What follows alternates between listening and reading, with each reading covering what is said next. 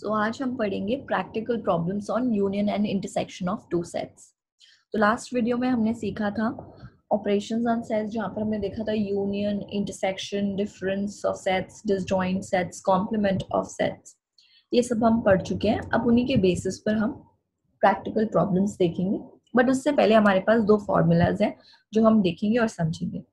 तो पहला फॉर्मूला हमारे पास होता है Na union B is Na plus NB minus Na intersection B. That is number of elements in A union B जो होता है, that is number of elements in A plus number of elements in B minus number of elements in A intersection B.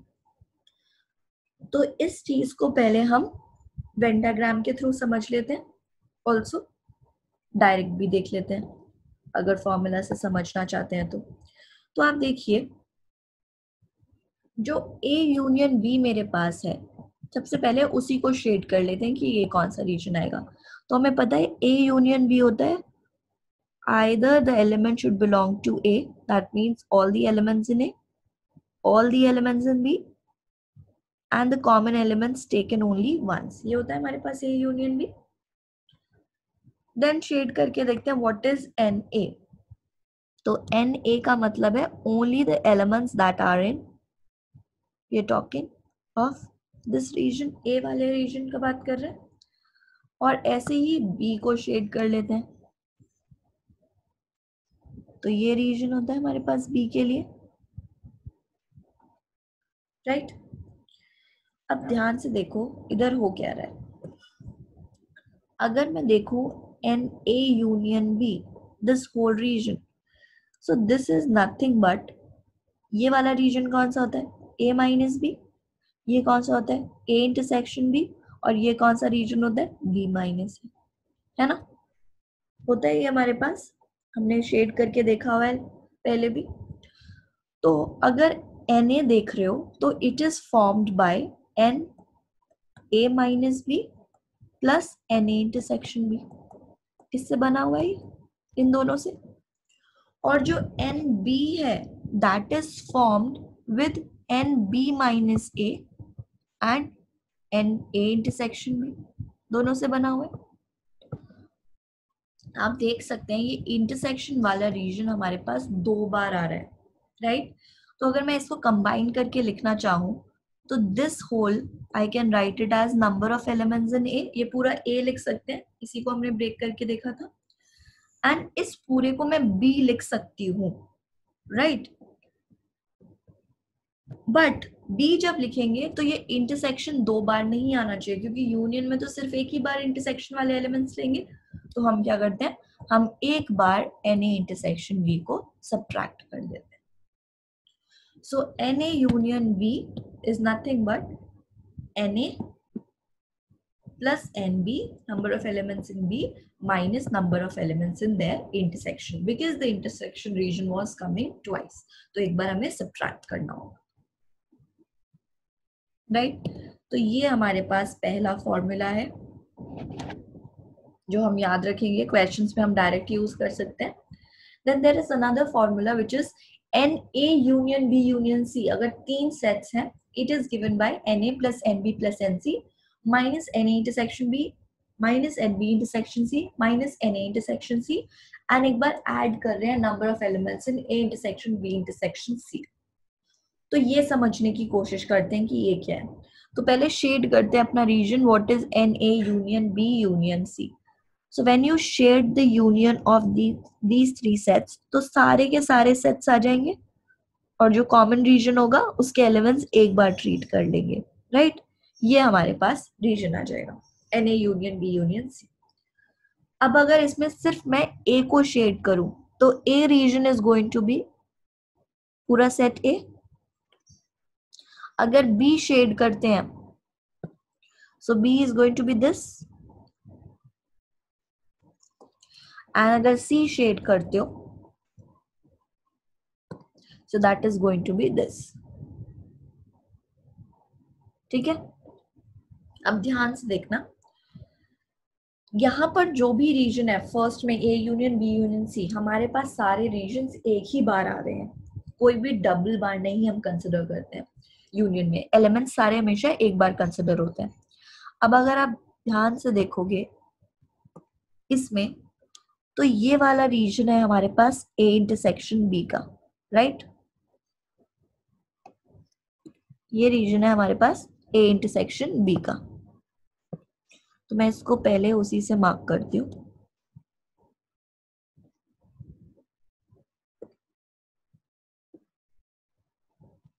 This is your region A intersection B. तो मैं इसको ऐसे outline कर देती हूँ ताकि आपको और भी दिखता रहे। ए इंटरसेक्शन बी इधर भी आ रहा है, तो मतलब 2 बार कंसिडर हो गया इंटरसेक्शन बी। अभी हमने देखा था पीछे भी कि जो भी रीजन 2 बार आता है उसको 2 बार नहीं कंसिडर कर सकते, तो हमें क्या करना होगा, एक ही बार कंसिडर करना होगा। इसीलिए देखो हम एक बार उसको माइनस कर देते हैं, minus n A intersection B.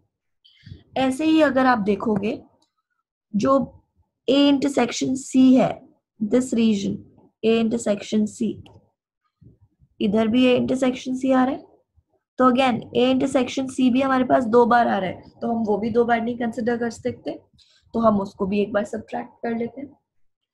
ऐसे ही अगर बी इंटरसेक्शन सी पर जाएंगे, सो बी इंटरसेक्शन सी आपके पास यहां आ रहा है, ऑल्सो आपके पास बी इंटरसेक्शन सी यहां भी आ रहा है, राइट? तो वो भी हम नहीं कंसिडर कर सकते, तो हमने एक बार उसको भी सब्ट्रैक्ट कर लिया। तो जो भी रीजन 2 बार आ रहे थे हमने एक एक बार उनको सब्ट्रैक्ट कर लिया, क्योंकि हम नंबर ऑफ एलिमेंट्स इन ए पूरा कंसिडर कर चुके हैं, बी भी पूरा कंसिडर कर चुके हैं और सी भी। तो जो भी इंटरसेक्शन वाले रीजन है वो 2 बार आ रहे थे, तो हमने उनको एक बार ही कंसिडर करने के लिए क्या किया, एक बार सब्ट्रैक्ट कर लिया। अब जब आप इनको सब्ट्रैक्ट करोगे तो देखो हुआ क्या, जब एक बार ये रीजन हटाओगे ए इंटरसेक्शन बी का, फिर जब एक बार हटाओगे बी इंटरसेक्शन सी, और जब एक बार हटाओगे ए इंटरसेक्शन सी, तो इन सभी में ये जो बीच वाला रीजन है वो बार बार सब्ट्रैक्ट होगा। तो हमने इनको 3 बार सब्ट्रैक्ट किया है, मतलब ये जो बीच वाला रीजन है विच रीजन, जो तीनों का कॉमन रीजन है ए बी और सी का, मतलब n A intersection B intersection C, ये वाला region A intersection B intersection C, वो 3 बार सब्ट्रैक्ट हो गया, क्योंकि एक बार इसके लिए सब्ट्रैक्ट हुआ, एक बार इसके लिए सब्ट्रैक्ट हुआ, एक बार इसके लिए सब्ट्रैक्ट हुआ। अब जब हम कंसिडर ही उसको 3 बार कर रहे थे ऐड करना, n A plus n B plus n C, और इंटरसेक्शन वाला हमने माइनस कर दिया एक बार, तो जब एक बार माइनस कर दिया हमने, तो ऑब्वियसली ये बीच वाला रीजन तो हमारे पास 3 बार माइनस हो गया ना। बट हमें बीच का रीजन तो चाहिए, पूरा सब्ट्रैक्ट तो नहीं कर सकते क्योंकि यहाँ पर तो बीच का रीजन प्रेजेंट है। तो उस रीजन को लाने के लिए हम क्या करते हैं, एक बार n A intersection B intersection C add कर लेते हैं, क्योंकि 3 बार सब्ट्रैक्ट हुआ मतलब वो पूरा बाहर ही हट गया, वो है ही नहीं हमारे पास रीजन। बट ऐसा तो नहीं है, वो रीजन तो प्रेजेंट होगा n A union B union C में, तो हम उसको एक बार ऐड कर लेते हैं। So this is how you can see through Venn diagram कि ये हमारे पास n A union B union C क्या होता है। Also this can be proved mathematically, कैसे कर सकते हैं वो भी मैं आपको हिंट दे देती हूँ। तो अगर हमें प्रूव करना है n A union B union C mathematically, तो हम क्या कर सकते हैं, इस ए यूनियन बी को कंसिडर कर सकते हैं एज एक्स, तो ये हो गया एन एक्स यूनियन सी। तो n X union C by the previous formula can be written as nx plus nc minus nx intersection c। अब इसको फिर से सब्स्टिट्यूट कर देते हैं हम, nx is nothing but na union b, nc as it is, and यहाँ पर भी सब्स्टिट्यूट कर लेते हैं a union b intersection c। तो na union b union c तो हमें पता है क्या होता है, na plus nb minus na intersection b, right? NC as it is। और जब इधर हम डिस्ट्रीब्यूटिव लगा देंगे तो हमारे पास क्या आ जाएगा, N A intersection C plus N A intersection C union, पहले यूनियन लगाते हैं बीच में, N A intersection B intersection C। Now ये फॉर्मूला बन गया है यूनियन का, और अभी हमने यूनियन का फॉर्मूला पढ़ा है, हमारे पास क्या होता है, एक मिनट, इसको आप ऐसे लिखिए, दिस इज एन ऑफ, इधर हम लगा लेते हैं A intersection C union B intersection C. So this is n A plus n B plus n C, आगे लिख लेते हैं, minus n A intersection B. According to the formula of union it will be, open कर देते हैं, n A intersection C plus n B intersection C, but क्योंकि हमारे पास यहाँ पर माइनस है तो ये माइनस हो जाएगा, और होता है माइनस ऑफ इन दोनों का इंटरसेक्शन, बट यहाँ पर माइनस ऑफ माइनस उसको प्लस बना देगा, तो that is n A intersection B intersection C. So this is how you can prove it mathematically also. तो ये हमारे पास दो फॉर्मूलाज हैं, Na union B and Na union B union C, जिनके बेसिस पर हम क्वेश्चंस देखेंगे. Also through Venn diagrams we can do many questions. तो स्टार्ट करते हैं, पहला क्वेश्चन देखते हैं. क्वेश्चन है, in a school there are 20 teachers who teach maths और फिजिक्स. मैथ्स पढ़ा रहे हैं या फिजिक्स पढ़ा रहे हैं, और these 12 teach maths and 4 teach both physics and maths. Both physics and maths. So how many teach physics? This is the question. तो हम लोगों को क्या करना होता है, सबसे पहले हम सेट्स डिफाइन करते हैं, और हमेशा जितने भी हमारे पास नंबर्स गिवन है उनको मैथमेटिकली अपने पास लिख लेंगे. तो जैसे क्वेश्चन में यहाँ पर डील क्या हो रहा है कि मैथ्स कितने पढ़ा रहे हैं और हमारे पास फिजिक्स कितने टीचर्स पढ़ा रहे हैं, तो उसी के लिए हम पहले सेट कंसिडर करेंगे. सो यू कैन से, आप ले सकते हैं, let capital M be the set of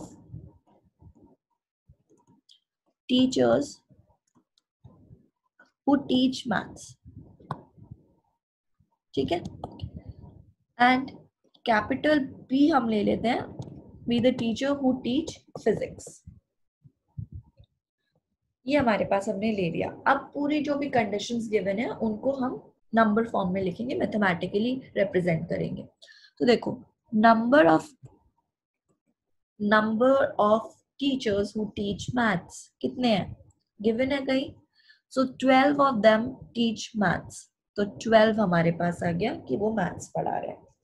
then हमारे पास ये भी गिवन है कि 20 टीचर्स हैं जो या तो मैथ्स पढ़ा रहे हैं या फिजिक्स पढ़ा रहे हैं.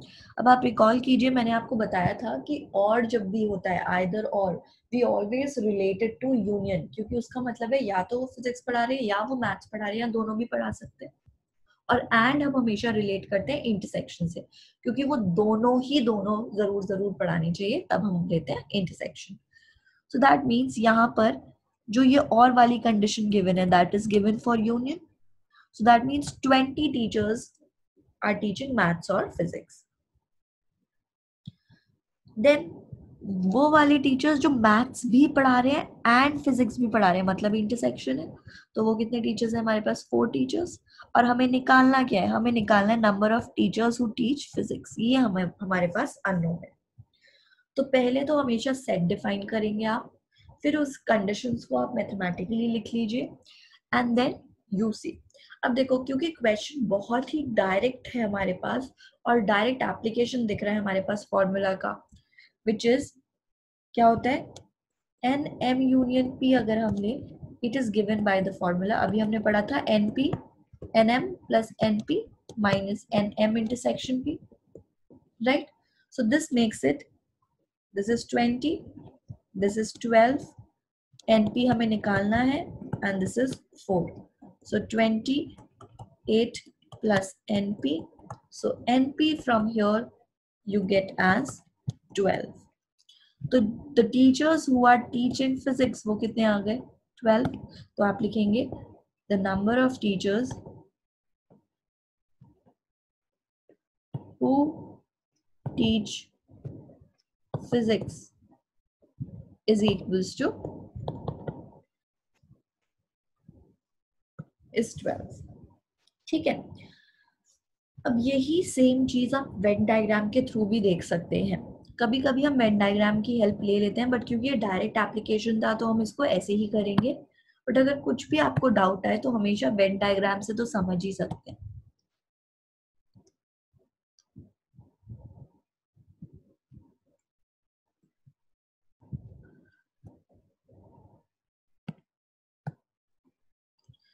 देखिए हमारे पास हो क्या रहा है,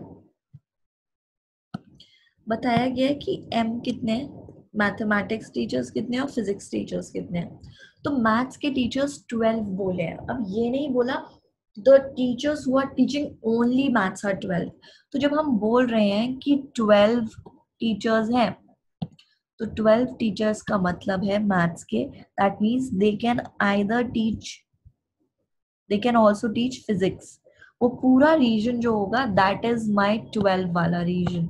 ये बहुत इंपॉर्टेंट चीज है समझनी कि ये येलो रीजन जो है पूरा 12 टीचर का रीजन था, नॉट ओनली जस्ट मैथ्स। अब फिर हमने क्या बोला था कि टीचर्स जो मैथ्स और फिजिक्स दोनों पढ़ा रहे हैं वो 4 है। तो जो दोनों पढ़ा रहे हैं वो 4 है, तो दोनों पढ़ाने वाला तो ये रीजन है बीच वाला, तो ये 4 है। तो अगर ये 4 है तो only the teachers who are teaching maths कितने हो जाएंगे, 8, राइट। और अभी हमें पता था यूनियन में कितने एलिमेंट्स हैं, तो यूनियन मतलब the whole of M and P. तो यूनियन में हमारे पास थे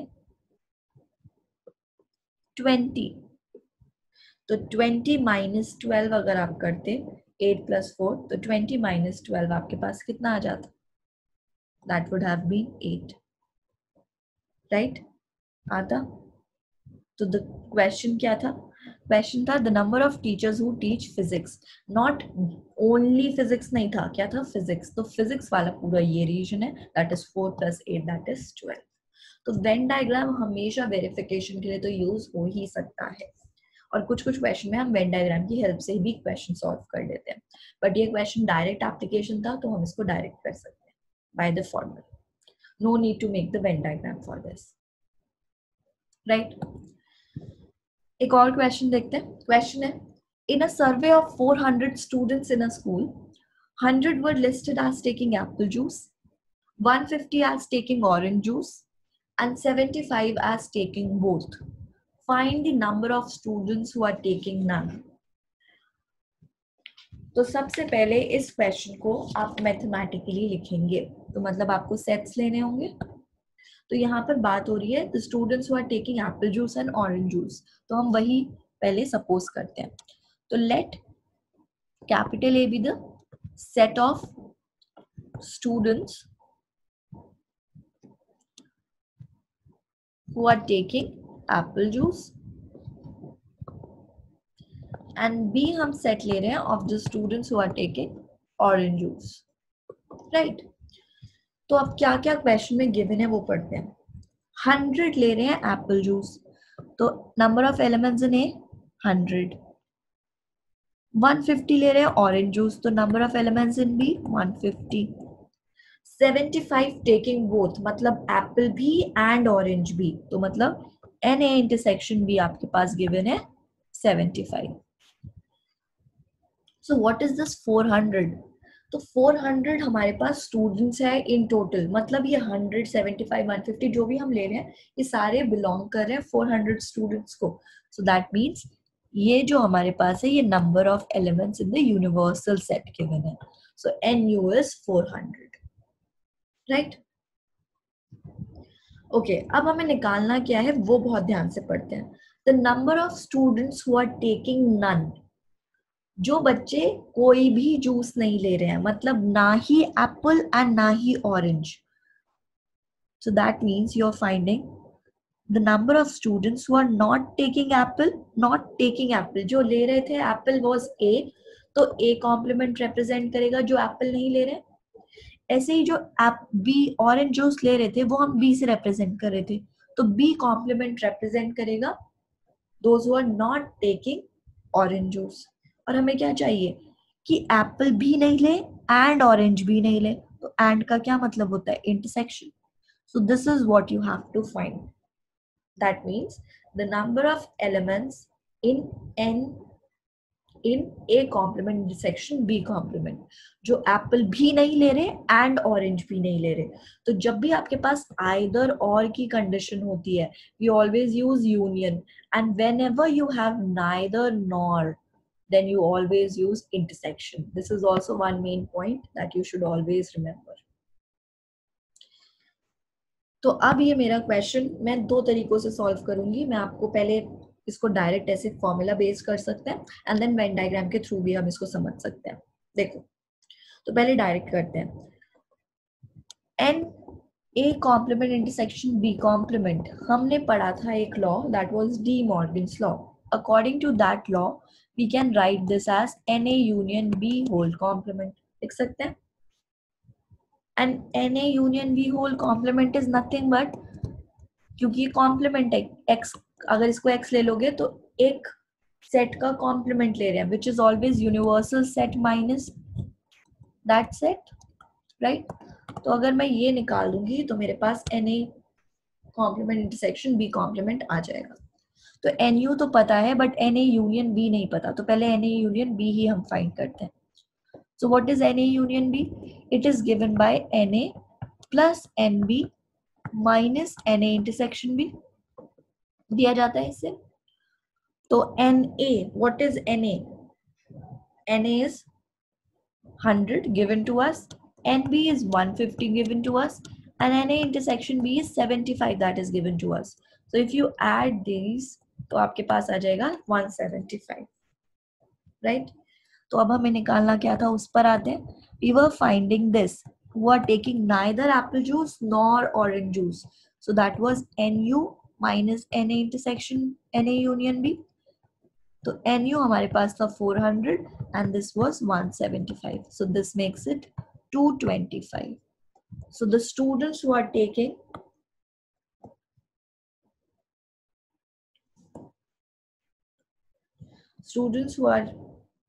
taking none will be equals to 225.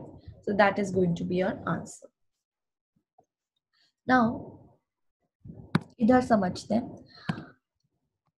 अब ऐसा हो सकता है कि आपको ये समझ ही नहीं आए कि क्वेश्चन में क्या पूछा गया है। जैसे यहाँ पूछा था the students who are taking none, तो आपको समझ नहीं आया, तो आप इसको वेन डायग्राम के थ्रू भी देख सकते हैं। कैसे? देखिए, हिंट ले सकते हैं वहां से और फिर मैथमेटिकली ही उसको लिखेंगे। जैसे अगर मैं इसको ले लूं, the number of students who are taking apple juice, ये वाला सेट है, ऑरेंज जूस वाला ये सेट है। तो जो बच्चे ना ही एप्पल जूस ले रहे हैं ना ही ऑरेंज जूस ले रहे हैं, तो वो रीजन तो आप शेड कर सकते हो इजीली, ना ही एप्पल ना ही ऑरेंज, तो मतलब वो बाहर वाला ही तो रीजन होगा ना, क्योंकि यहाँ पर एप्पल ऑरेंज वाले अंदर आ रहे हैं, तो ये वाला रीजन आपको दे देगा those who are taking neither apple nor orange, none, है ना। तो ये तो आप हमेशा इजीली देख ही सकते हो वेन डायग्राम के थ्रू कि कौन से रीजन की बात हो रही है, ये पता चल गया। तो अब अगर मुझे ये समझ नहीं आता कि डी मॉर्गन्स लॉ है लगाना है या कुछ करना है, तो मैं क्या कर सकती थी, the number of students who are taking none, जो ये भी नहीं ले रहे और ये भी नहीं ले रहे, तो I can directly see from here it is universal set में से मैं क्या माइनस कर रही हूँ, कौन सा रीजन, ए यूनियन बी वाला रीजन माइनस कर रही हूँ। तो मैं डायरेक्ट इसको ये भी लिख सकती थी, जो कि वेन डायग्राम की हेल्प से लिखा है, और यहाँ पर हमने डी मॉर्गन्स लॉ की हेल्प से देख लिया था। तो अगर आप पूरा ही मैथमेटिकली कर रहे हैं तो डी मॉर्गन्स लॉ लगाइए, नहीं तो अगर आप ऐसे लिखना चाहते हैं तो always make a Venn diagram also and then you can write it mathematically and then solve it, right. So next question is, there are 200 individuals with a skin disorder. 120 had been exposed to chemical C1, 50 to chemical C2, and 30 to both chemical C1 and C2. Find the number of individuals who are exposed to chemical C1 but not C2, chemical C2 but not C1, and C1 और C2. तो ये हमें चीजें find out करनी है। तो question में बोला है 200 लोग हैं जिनको स्किन डिसऑर्डर है, जिसमें से 120 को ये है due to chemical C1, C2 chemical की वजह से है 50 को, एंड 30 को है due to both chemical C1 and C2। तो पूछा है कितने लोगों को ये केमिकल C1 की वजह से है बट C2 की वजह से नहीं। तो C1 बट नॉट C2। तो अगर आप यहाँ देखेंगे तो ये कोई डायरेक्ट फॉर्मूला बेस्ड क्वेश्चन नहीं है कि यूनियन या आप कुछ इंटरसेक्शन लगा लें, राइट। तो पहले हम इसको मैथमेटिकली लिखते हैं अपने डेटा को और फिर उसके बाद देखेंगे कि कैसे कर सकते हैं। तो आप देख सकते हैं क्योंकि केमिकल C1 और केमिकल C2 की बात हो रही है तो आप लेट कर सकते हैं, let capital C1 is the set of all individuals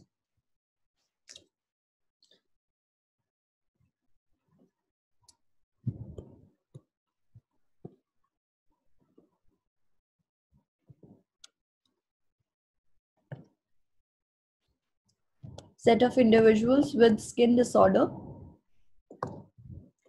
due to chemical C1। ऐसे ही C2 हमारे पास है set of individual with skin disorder due to chemical C2। तो अब क्योंकि 200 लोग हैं इन टोटल तो ये यूनिवर्सल सेट में हमारे पास 200 लोग हैं, जिसमें से केमिकल C1 की वजह से जिनको स्किन डिसऑर्डर है दैट इज 120, केमिकल C2 की वजह से जिनको स्किन डिसऑर्डर है दैट इज 50 एंड दोनों की वजह से एंड की कंडीशन आ रही है, एंड मतलब इंटरसेक्शन दैट इज 30। तो हमें निकालना क्या है वो हमें पहले समझना है। तो फर्स्ट पार्ट है that you have to find out the number of individual who are exposed to C1 but not C2। So if you can recall ऐसा हमने कुछ पढ़ा था C1 में हो बट C2 में नहीं। So this means they are talking about difference of two sets, right? तो यही सेम चीज आप वेन डायग्राम के थ्रू भी देख सकते हैं क्योंकि अब C1 माइनस C2 हमारे पास कोई डायरेक्ट वो नहीं है, फॉर्मूला नहीं है जैसे हमने पढ़ा था A यूनियन B के लिए। तो it's better to see it through Venn diagram और फिर उसको मैथमेटिकली हम यहाँ से लिख लेंगे। लेट्स से ये C1 है, ये C2 है। अब देखो ये जो रीजन है हमारे पास, मैं आउटलाइन कर देती हूँ। ये वाला जो हमारे पास रीजन होता है सिर्फ ये, इसमें हमारे पास वो सारे एलिमेंट्स होंगे, वो सारे लोग होंगे जो C1 की वजह से ही, सिर्फ C1 की वजह से ही प्रॉब्लम में है, स्किन डिसऑर्डर है जिनको। So this region is C1 minus C2, right. ऐसे ही ये वाला रीजन कौन सा होता है, हमने शेड करा था वेन डायग्राम में। सो दिस रीजन इज जो सिर्फ C2 की वजह से स्किन डिसऑर्डर है, मतलब C2 माइनस C1, क्योंकि बीच का पोर्शन मैं हटा रही हूँ तो ओवरऑल C2 में से। और ये जो बीच का रीजन है ये हमारे पास क्या होता है, दिस रीजन इज इंटरसेक्शन, मतलब C1 इंटरसेक्शन C2, राइट। तो जब मुझे C1 माइनस C2 देखना है and C1 minus C2 those who are exposed to C1 but not C2, तो that means मैं पूरे C1 में से क्या हटा रही हूँ, इंटरसेक्शन वाला reason. so this can be written as NC1 minus NC1 intersection C2 लिख सकते हैं, राइट। तो ये वेन डायग्राम के थ्रू हमने इसको ऐसे लिख लिया है, करेक्ट है। तो NC1, व्हाट इज NC1, हमारे पास ऑलरेडी है 120 लोग हैं उसमें और इंटरसेक्शन में कितने हैं 30, that means NC1 minus C2 is 90. So 90 of the individual are exposed to C1 but not C2. ऐसे ही अगर आप देखोगे number of elements in C2 but not C1, जो C2 केमिकल की वजह से एक्सपोज हैं और C1 की वजह से नहीं, जिनको ये हुआ है skin disorder. So it will be according to the Venn diagram C2 में से अगर मैं ये बीच वाला रीजन हटा दूं इंटरसेक्शन वाला तो C2 माइनस C1 बचेगा। तो क्या लिख सकते हैं NC2 minus NC1 intersection C2। तो what is NC2, that is 50 और माइनस उसमें से कर रहे हैं 30, सो यू गेट 20, राइट। तो फर्स्ट टू पार्ट्स हमने कर लिए and what is the third part, पूछ रहे हैं वो सारे इंडिविजुअल बताइए, नंबर बताइए जो या तो C1 या C2 की वजह से हो। तो जब भी और की कंडीशन आती है that means we are talking about union, तो NC1 यूनियन C2 की बात कर रहे हैं। So which is we have direct formula NC1 plus NC2 minus NC1 intersection C2. So this becomes NC1 is 120 plus 50 and minus 30. So this makes it 140. Now यही same चीज आप Venn diagram के through भी कर सकते थे क्योंकि हमने सारी वैल्यूज निकाल ली हैं। कैसे? NC1 union C2, NC1 union C2 actually जब C1 माइनस C2 आपने निकाला था तो ये 90 आया था। ये हमारे पास इंटरसेक्शन रीजन ऑलरेडी गिवन है विच इज 30, और ये वाला रीजन हमने निकाला था C2 minus C1 that was 20। Union इन सबको ऐड करके ही मिलता है। So 90 plus 30 120 and 120 plus 20 is 140। तो आप ये भी कर सकते थे, right? So both the methods are correct. But अगर वेन डायग्राम कभी भी यूज करते हैं तो उसको हम बनाएंगे वेन डायग्राम को ऑल्सो देन मैथमेटिकली जरूर लिखना है, जैसे हमने यहाँ पर लिखा है, ये स्टेटमेंट लिखी है, राइट? तो अभी हमने ये क्वेश्चन देखे 2 सेट्स से डील कर रहे थे। अब नेक्स्ट क्वेश्चन में हम 3 सेट से डील करेंगे। So your question is out of 100 students 50 passed in English, 12 passed in maths and 8 in science, 6 in English and maths, 7 in maths and science, 4 in English and science and 4 in all 3। तो ये data given है कि कितने लोगों ने English, maths और science में पास किया है। तो पूछा गया है find how many passed in English and maths but not in science, in maths only and in more than one subject only. तो जब भी हमारे पास 3 सेट से रिलेटेड क्वेश्चन आता है और बहुत सारे पार्ट्स पूछ लेते हैं, so it is better and also easier to make a Venn diagram और हर रीजन को नेम कर ले और फिर हम क्वेश्चन सॉल्व करें।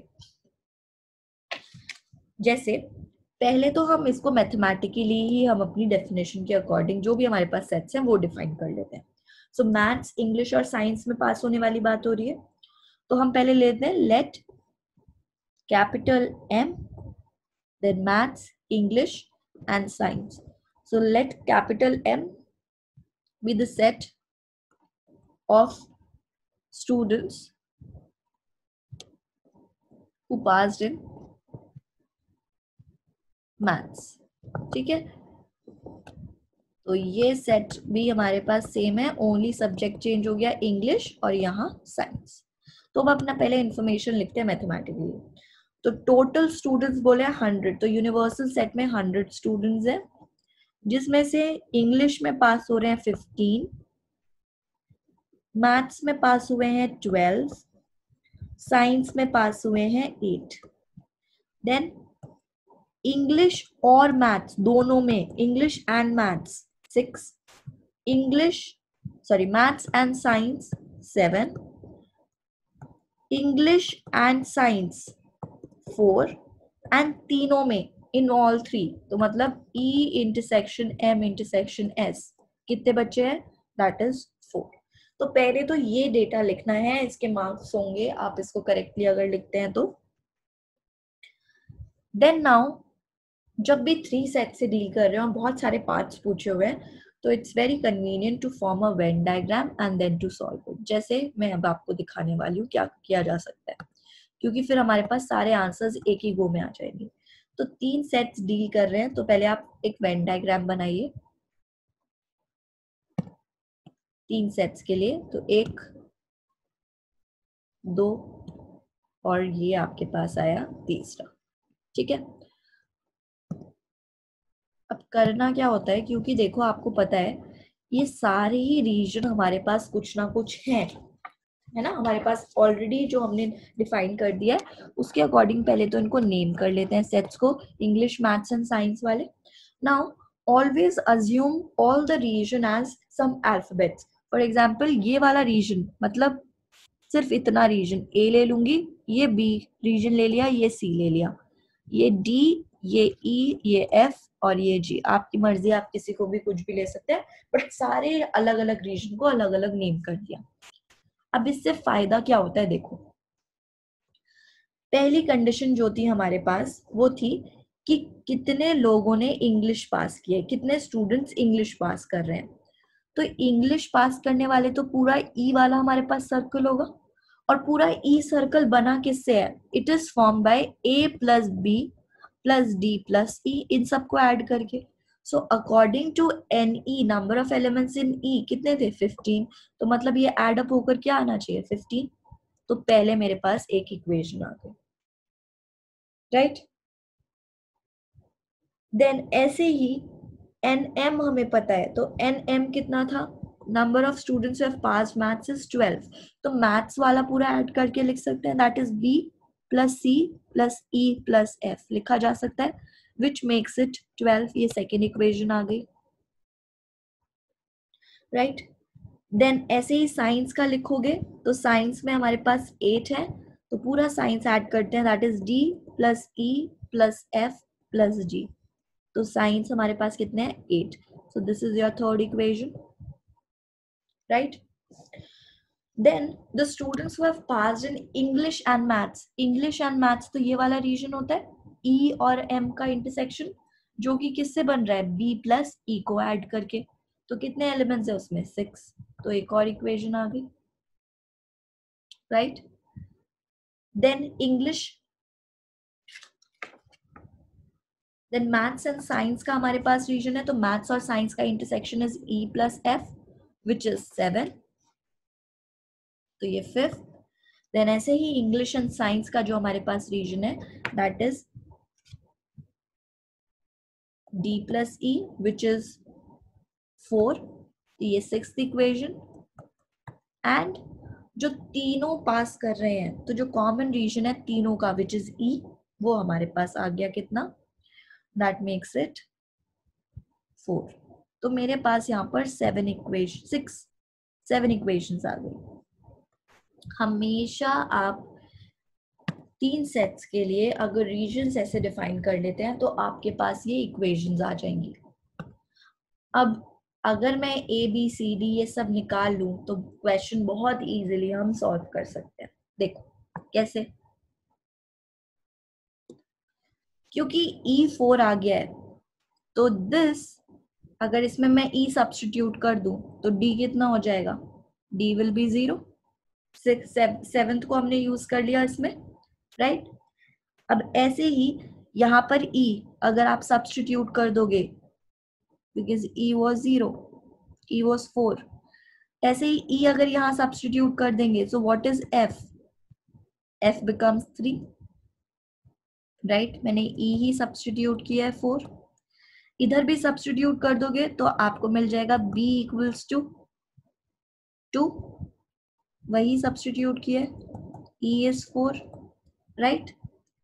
इधर मेरे पास E की वैल्यू है, मेरे पास D की भी वैल्यू और F की भी वैल्यू है, तो E is 4, D is 0 and F is 3.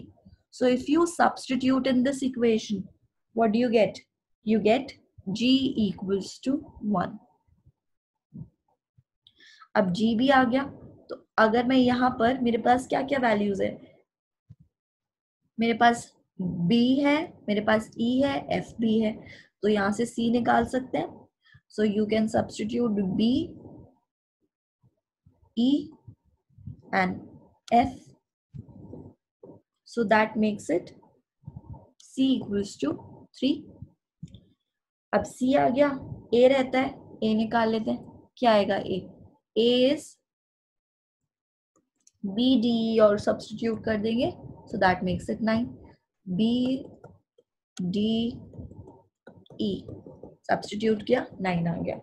तो ये जो है मेरे पास सारी वैल्यूज आ गई, जो जो हमारे पास हमने रीजन सपोज किए हुए थे, A B C D E already है, F G, इतने ही हमने ये सब सपोज किए थे। तो इनके बेसिस पर आप सारे क्वेश्चन आंसर कर सकते हैं। जैसे कि फर्स्ट देखते हैं, फर्स्ट पूछा था, वो सारे बच्चे बताओ how many students have passed in English and maths but not in science. The students who have passed in English and maths but not in science. तो मैं पहले रीजन देखूंगी अपने वेन डायग्राम में कि इंग्लिश और मैथ्स बट नॉट साइंस का कौन सा रीजन है। तो वो रीजन होगा, देखो इंग्लिश एंड मैथ्स का ये वाला रीजन है, राइट? बट मुझे साइंस नहीं चाहिए, तो ये वाले रीजन में साइंस आ रहा होगा, तो मतलब मुझे ये हटाना है। तो only region for English and maths but not in science कौन सा होगा? English and maths but not science, क्या हो जाएगा? It is going to be B. यही तो रीजन है बी, राइट? तो अगर बी हमें निकालना है तो बी तो हम ऑलरेडी फाइंड आउट कर चुके हैं, what is B? So 2 students will be there who have passed in English and maths but not in science. Then second part answer करते हैं। सेकेंड पार्ट में पूछा गया है इन मैथ्स ओनली, तो इन मैथ्स का कौन सा रीजन है? ओनली मैथ्स और कुछ नहीं। तो ओनली मैथ्स हम देख सकते हैं सिर्फ अगर ये रीजन कंसिडर करेंगे, क्योंकि इधर ही सिर्फ मैथ्स वाले बच्चे आएंगे, तो वही हमारा रीजन होगा, and that region is what? C. The students who have passed only maths is going to be C। और C कितना है हमारे पास? C is 3। ये हमारे पास आंसर आ गया, राइट? थर्ड देखते हैं। थर्ड पूछा गया है in more than one subject only. In more than one subject मतलब 2 और 3। तो 2 और 3 का कौन कौन सा रीजन है? एक तो ये रीजन है जो 2 सब्जेक्ट कवर कर रहा है, इंग्लिश एंड मैथ्स, ये वाला रीजन है, ये वाला रीजन है और ये वाला रीजन है, right? So 2 or more subjects. So if you see 2 or more subjects, it will be B plus D plus E plus F। दो या तीन सब्जेक्ट में पास होने वाले बच्चे, तो यही रीजन ऐड करके मिलेगा, which is 2 plus 0 plus 4 plus 3, which makes it 9. So whenever you are asked for 3 sets, आपके पास कोई भी कंडीशन है, तो आप हमेशा वेन डायग्राम बनाइए, सारे रीजन्स को अलग अलग नेम कर दीजिए और फिर उसके बाद सारी वैल्यूज निकालकर इजीली जो जो पूछा है हम वेन डायग्राम के थ्रू ही आंसर कर सकते हैं।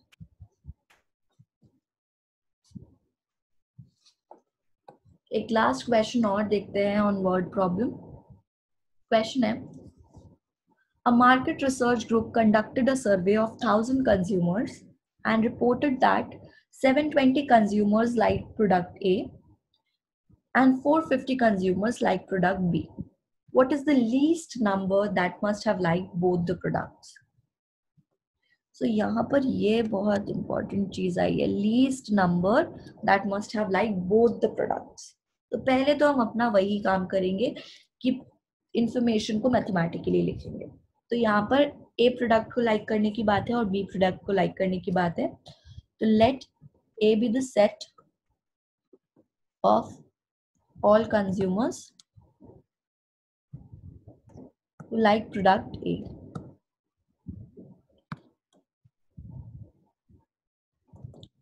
और B हम ले लेंगे set of all consumers who like product B। तो टोटल हमारे पास 1000 कंज्यूमर्स हैं, तो यूनिवर्सल सेट में मेरे पास 1000 लोग हैं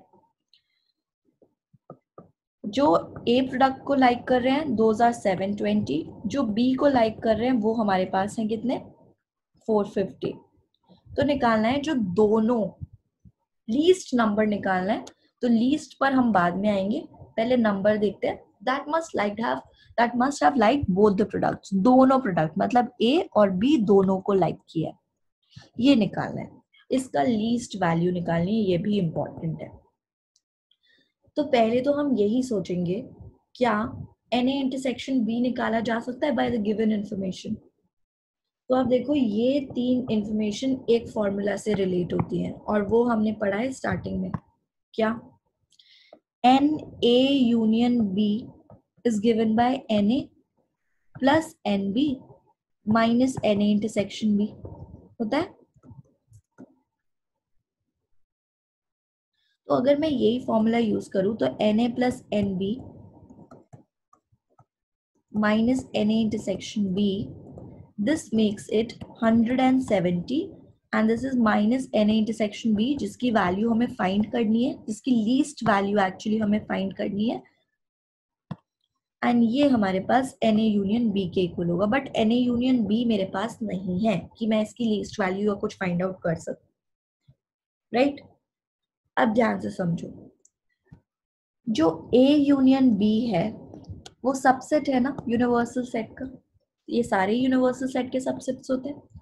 तो जो नंबर ऑफ एलिमेंट्स होंगे A यूनियन B में, या तो वो लेस देन होंगे या इक्वल्स टू होंगे यूनिवर्सल सेट के, यही दो केसेस हो सकते हैं, या तो लेस देन होंगे या इक्वल्स टू होंगे। Now since we are talking about least value of this, लिखते हैं यहाँ पर NA intersection B will be what? 170 minus NA union B होगा।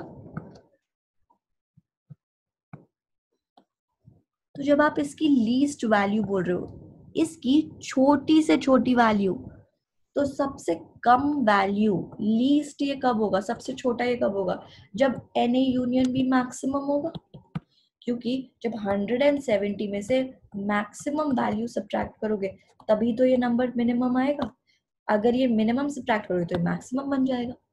तो हमें पता है जो मैक्सिमम वैल्यू हो सकती है A यूनियन B की, वो कितनी हो सकती है, that can only be equals to the number of elements in the universal set, right?